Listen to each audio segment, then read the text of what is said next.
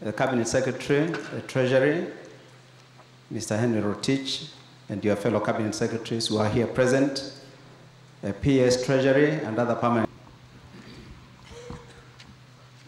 Cabinet Secretary is present of the sector working group and the preparation of the financial year 20. I am very happy this morning to launch the budget schedule for August 2017 election. The process that we are launching today will provide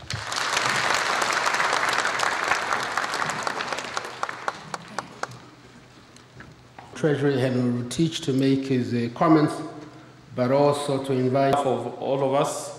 Let me take this opportunity to express our deep gratitude to enable the current Parliament approve the budget for financial year 2017-2018 for August.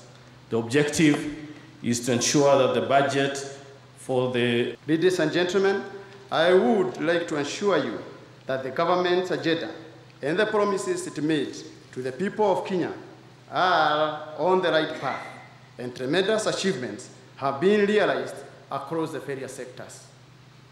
The implementation of the roadmap for the Sustainable Development Goals, SDGs, will be taking full effect. The SDGs, here we have 17 goals, 169 targets, and 300 indicators have replaced the just concluded MDGs that were being implemented up to the end of the year 2015.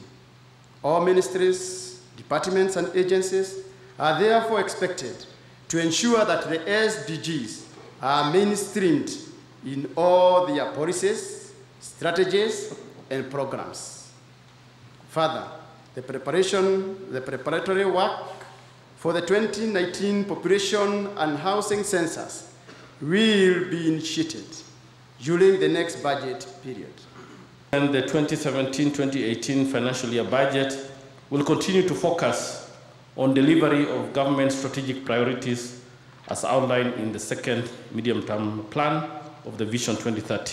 And this includes sustaining conducive business environment for investment opportunities by improving security, maintaining macroeconomic stability, and reducing the cost of doing business. Second, we'll continue to invest in infrastructure to unlock constraints to growth, including ongoing public investments in railway network, modernizing seaports and airports, improving road networks, and enhancing or expanding energy and water supplies. Third, we will continue to invest in agriculture for food security and support for the manufacturing sector through growth of exports. Fourth, we will sustain investments in social services, particularly in education and health, and support for the vulnerable group through social safety nets. Fifth, we will continue to enhance service delivery and democratic process through devolution and competitive elections. And finally, structural reforms in the public sector, financial sector, and business regulations for better service delivery. The critical importance of adherence to the budget ceilings that will be set in the budget review and outlook paper that will be approved by Cabinet by mid-September 2016. The ceilings will be set based on our realistic projections of our revenue performance and our ability to borrow as guided by our debt sustainability analysis. There will therefore no scope for additional resources once the ceilings are set. All accounting officers will therefore be required to respect this hard budget constraint and stay within the set ceilings as you compete for resources within your respective sectors.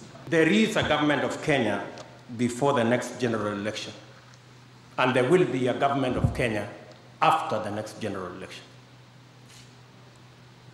So we do not want to make the elections a crisis, because it is not a crisis. And we do not want the general elections to disrupt the development agenda of our country. We all know, and we have known for the last 4.5 years, that we will have elections in August 2017. And that is why the National Treasury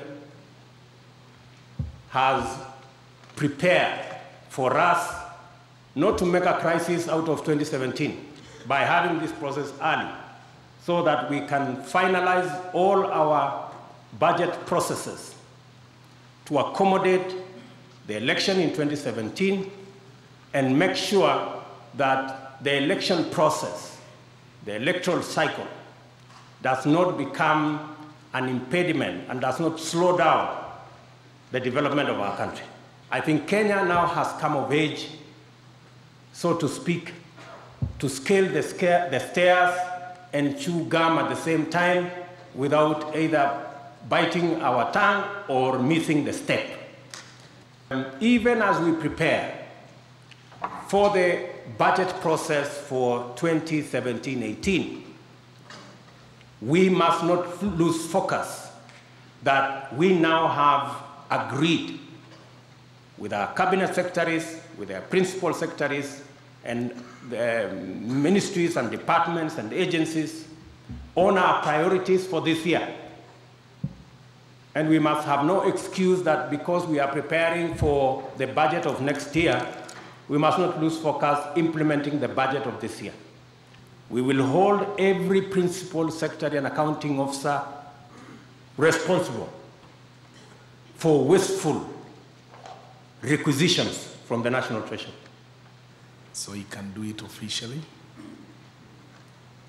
with the symbolic cutting of the ribbon of the process. And as he does that, we are going to appreciate with a round of applause. And it's now done officially by His Excellency, ladies and gentlemen. The launch of the budget process officially open now.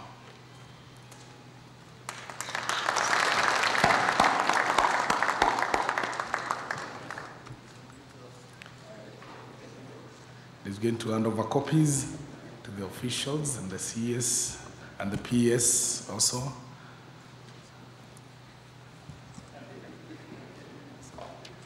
For the process to begin officially.